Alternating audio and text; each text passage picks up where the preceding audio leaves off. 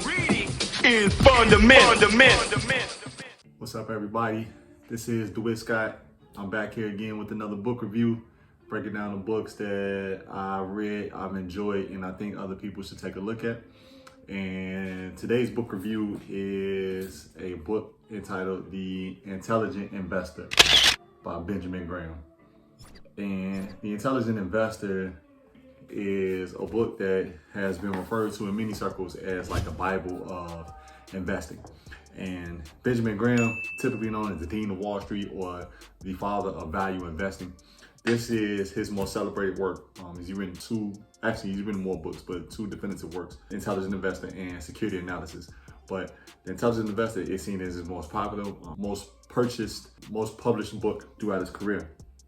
And The Intelligent Investor essentially is a book that sort of breaks down the best methods for becoming a quality, adequate value investor. And the book was originally published in 1934.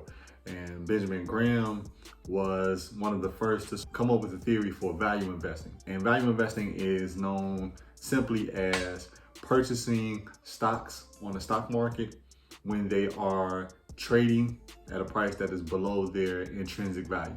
So according to Benjamin Graham, there are a number of ways to invest, right? You can jump into companies that you have heard about. You can get stock tips from others. You can jump into companies that you think, you just look at the stock price and see them going up, right? A lot of ways to get into buying a stock. But what Benjamin Graham attests to in this book is that the most effective way to get long-term gains, long-term strong returns on your stock purchasing or stock buying is to do fundamental research on a particular company, right? Fundamental research on a particular company, and then finding out what that company is worth. When you can determine what a particular company is worth, then you can compare that worth to what the stock for the company is trading at that moment on the stock exchange or in the stock market. If you can find that the value of the company is worth more than what the price is trading for at the time, then that is an undervalued stock, and it is something that you want to explore investing in, right? So you want to find companies that have stocks that have a trading price that is less than the actual intrinsic value of the company. How do you do that? Benjamin Graham, he has a number of different ways on how to do that, but again, a fundamental analysis. Taking a look at the business behind the stock, right? How much cash is on hand? What's the debt to equity ratio? How much long-term debt? Has the debt been increasing over a long period of time? What's the working capital? Meaning what's the current assets when you compare it to the current liabilities, right? How are the sales? What's the sales growth? What's the profit? What's the profit margin? Right? All of these things, and these are just basic fundamental analysis type of things, right? How's the revenue been growing over the past 4 or 5 years? The earnings per share or the EPS. What has that been like over the past few years? Does the company give a dividend? If it does give a dividend, how long has the company been giving a dividend? Has it increased over time? Has it decreased over time? And all of these things play a large part in understanding fundamental analysis. When you do that sort of fundamental research and you do it repeatedly, you do it over and over with each company, then you start to get an idea of whether or not a company is being adequately valued by the stock market. A lot of times, the trading price on the stock market, according to Benjamin Graham and according to Intelligent Investor, this book, the stock price that you see in the stock market that the company is trading for, that's not the actual reflection of the value, right? The stock market moves off fear and greed.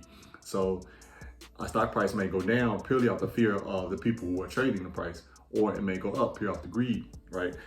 That doesn't tell you about whether or not it's a good company. Benjamin Graham has been the role model for a lot of the more famous investors, wealthy investors, right? Particularly Warren Buffett has admitted a number of times that Benjamin Graham is the person that he looked to when understanding how to invest. And Warren Buffett is now known as the greatest investor, if not of all time, certainly of his generation. The book is really good. It's a thick book. It's not necessarily easy read. I'm not gonna lie to you. It's not necessarily easy read, but it is a good book if you are serious about investing in the stock market, serious about getting long-term buy and hold gains. This is not a book for quick flippers. This is not a book for people who day trade. This is not about getting money fast or whatever. This is about the slow, boring growth of your money through these assets in the stock market.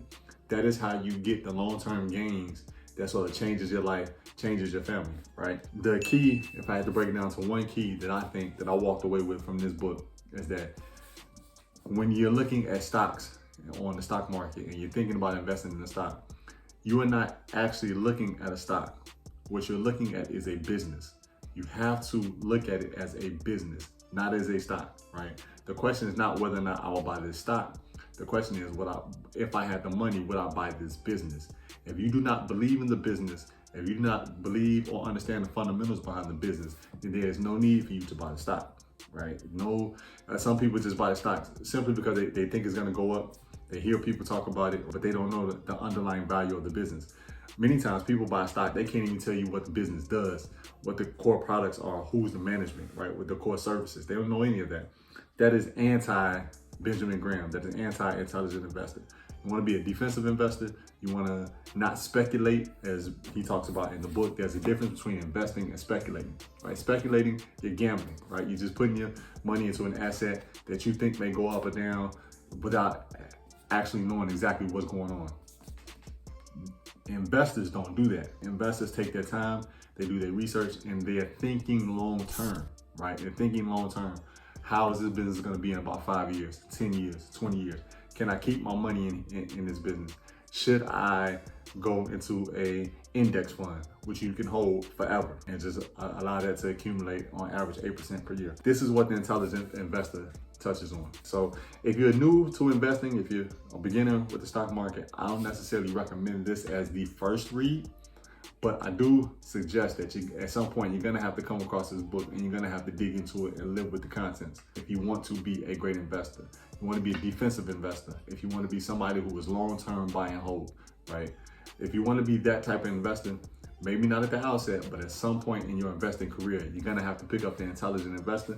You're gonna have to dig into it. You're gonna have to live with it. You're gonna think about these things, ask some questions, review these things in your mind, because this is a book that teaches you how to get long-term gains, slow, boring growth, which is what you want. Slow, boring growth in order to get that money to appreciate over a long period of time. So again, The Intelligent Investor by Benjamin Graham, often known as the Bible for investing, or at least the Bible for value investing. Or just a book that teaches you how to find the intrinsic value of a company and make an investment decision from there.